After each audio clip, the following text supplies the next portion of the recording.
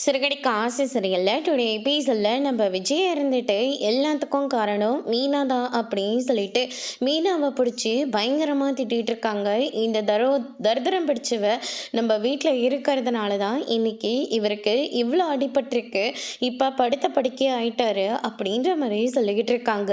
வேண்டாமா, என் பொறுமைக்கும் ஒரு எல்லை இருக்குது அப்படின்னு சொல்லிட்டு முத்து சொன்ன உடனே என்னடா என்னையும் அடித்து கொல்ல போறியா, அடிச்சிடுறா, நல்லா அடிச்சிடு, நானும் அவருக்கு பக்கத்தில் போய் நானும் படுத்துக்கிறேன், அதுக்கப்புறம் ரெண்டு பேரும் நாங்கள் சேர்ந்துடுறோம், நீங்கள் எல்லாரும் சந்தோஷமாக இருங்க அப்படின்ற மாதிரி நம்ம விஜயா சொல்லிக்கிட்டு இருக்காங்க.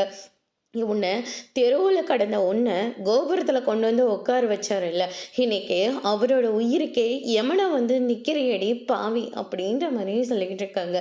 அன்னைக்கே அந்த சாமியாராமா சொன்ன போதே இவங்களை இந்த வீட்டை விட்டு அனுப்பியிருந்திருக்கணும், ஆனால் அனுப்பாமல் விட்டுட்டீங்கல்லம்மா அப்படின்னு சொல்லிட்டு மனோஜ் சொல்லிக்கிட்டு இருக்காங்க. டே படித்த முட்டாளு, வாயை மூடிட்டு சும்மாரு, நானும் என்னால் எவ்வளோ பொறுமையாக இருக்க முடியுமோ அவ்வளோ பொறுமையாக இருக்க, என் பொறுமைக்கும் ஒரு எல்லை இருக்குது, நீ ரொம்ப மிச்சம் பேசிக்கிட்டு இருக்க அப்படின்னு சொல்லிட்டு முத்து இருந்துட்டு மனோஜை திட்டிட்டு இருக்காங்க. ரவியும் திட்டுறாங்க. ஏண்டா படிச்சிருக்கிய, அறிவில்லையா அப்படின்ற மாதிரி சொல்றாங்க. படிச்சிருக்கேன், அறிவும் இருக்கு, ஆனா இன்னைக்கு அந்த சாமியார் அம்மா சொல்லிட்டு போனதானு நடந்திருக்கு அப்படின்ற மாதிரி சொல்லிடுறாரு. அதுக்கு அடுத்ததா நம்ம ஸ்ருதி இருந்துட்டு அங்கிளுக்கு நடந்தது ஒரு ஆக்சிடென்ட், அதுக்காக எல்லா பள்ளியும் தூக்கி மீனா மேல போடுறது அபாண்டன் ஆன்டி அப்படின்ற மாதிரி சொல்லிக்கிட்டு இருக்காங்க. இது என்னோட வாழ்க்கை, இங்க யாரும் கருத்தை சொல்ல தேவையில்லை, ஆனா என் புருஷனுக்கு யமனா இருக்கிறதே இவன் மட்டும்தான், நானும் அவரோட போய் சேர்ந்து போயிடுறேன், எல்லாரும் பூவை கொண்டு எங்க தலைமையில கொட்டுங்க, நாங்களும் நிம்மதியா போய் சேர்ந்துடுறோம் அப்படின்ற மாதிரி சொல்லிட்டாங்க. மீனாவால் அதை ஏத்துக்கவே முடியல. அப்பா ஸ்தானம் அப்பா ஸ்தானம்னு சொல்லிட்டு இன்னைக்கு அந்த அப்பா படுக்கிறதுக்கு காரணமே இவ தான் இருந்திருக்கா. அன்னைக்கே அவ்வளோ தூரம் படிச்சு சொன்னேன், வீட்டை வெளியே போடின்னு சொல்லி, ஆனா எங்க என் பேச்சை கேட்குறீங்க, ஆனால் இன்றைக்கி என் புருஷன் இங்கே படுத்திருக்காரு அப்படின்ற மாதிரி விஜயை சொல்லிக்கிட்டு இருக்காங்க. மீனாவால் ஏற்றுக்கவே முடியல, மீனா ரொம்பவே ஃபீல் பண்ணி அழுந்துக்கிட்டு இருக்காங்க. அதுக்கு அடுத்ததான் இதுக்கு மேலே இந்த இடத்துல இருக்கக்கூடாதுன்னு சொல்லிட்டு மீனா அந்த இடத்துல இருந்து கிளம்புறாங்க. எல்லாரும் விஜயாவை தான் சமாதானம் பண்ணிக்கிட்டு இருக்காங்க. அதுக்கு அடுத்ததான் பார்த்திங்கன்னா இந்த சைடு நம்ம சிந்தாமணி இருந்துட்டு ரோகிணி கிட்ட போயிட்டு ஒரு முக்கியமான ஒரு விஷயம் அப்படின்ற மாதிரி சொல்லிக்கிட்டு இருக்காங்க. என்ன ஆண்டி, என்ன விஷயம் அப்படின்னு சொல்லிட்டு கேட்ட உடனே முக்கியமான ஒரு விஷயத்த செஞ்சுட்டு வந்திருக்கேன், இன்னைக்கு உங்கள் மாமனார் ஹாஸ்பிட்டலில் இருக்காரு அப்படின்ற மாதிரி சொல்கிறாங்க.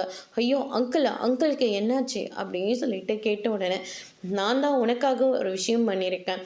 எனக்காக விஷயம் பண்ணியிருக்கீங்களா, நீங்கள் என்ன சொல்கிறீங்க, எனக்காக நீங்கள் என்ன விஷயத்த பண்ணீங்க, அங்கிள் எப்படி ஹாஸ்பிட்டலுக்கு போனார், அவருக்கு என்ன ஆச்சு, பூசாரி அம்மாவை ஒருத்தரை திட்டம் போட்டு மீனாவை வெளியே விரட்டுறதுக்காக அவங்கள அந்த வீட்டுக்கு அனுப்பினேன், அவங்க சொன்னதை உங்கள் மாமியார் கேட்டாங்களே தவிர மற்ற யாருமே சரியாக ஏற்றுக்கவே இல்லை.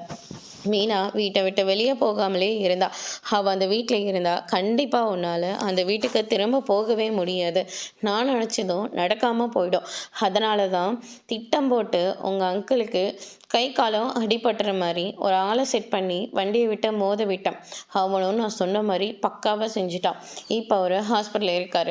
கண்டிப்பாக அந்த மீனா நம்மளால தான் அவருக்கு அப்படி ஆச்சு அப்படின்னு சொல்லிட்டு அந்த இடத்துல இருந்து வெளியே போயிடுவா, நீயும் மனுஜோட சந்தோஷமாக போய் அந்த வீட்டில் வாழலாம் அப்படின்ற மாதிரி சொல்லிக்கிட்டு இருக்காங்க.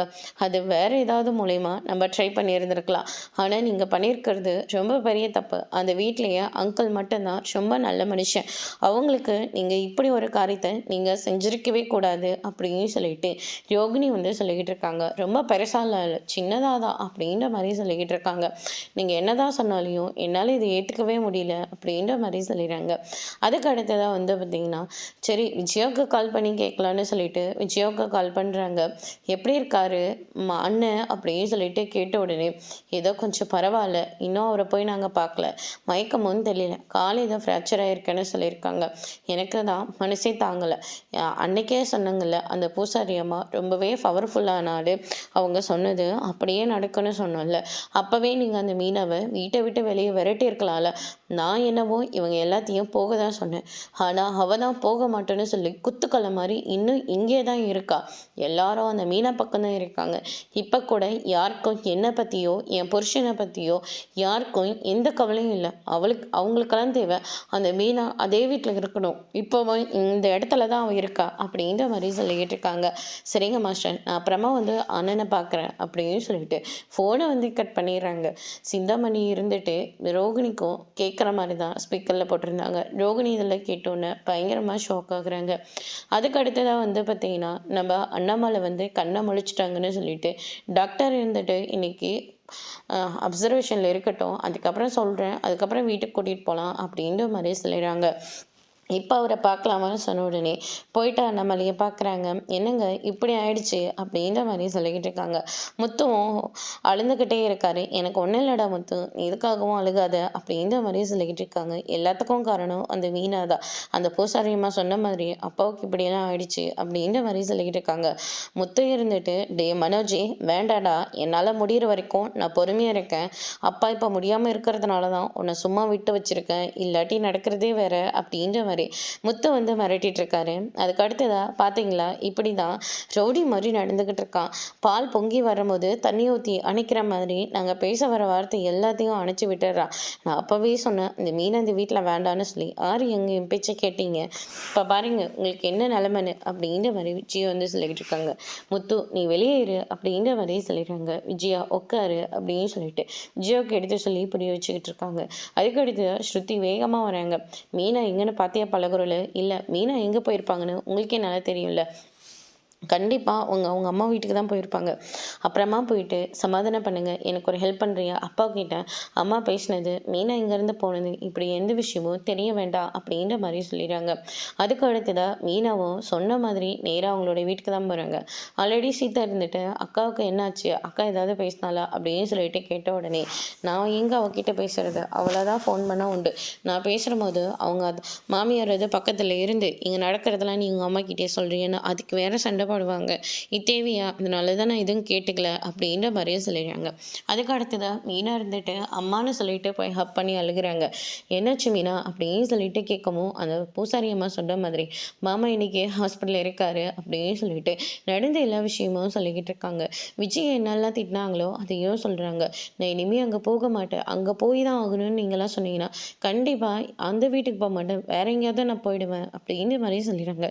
இருந்தாலும் நீ மாப்பிள்ளைக்கிட்ட ஒரு வார்த்தை சொல்லியிருக்கணும். நான் போகிறேன்னு சொன்னால் அவர் என்னை விட்டுருவா போகிறாரு, கண்டிப்பாக விட மாட்டார்.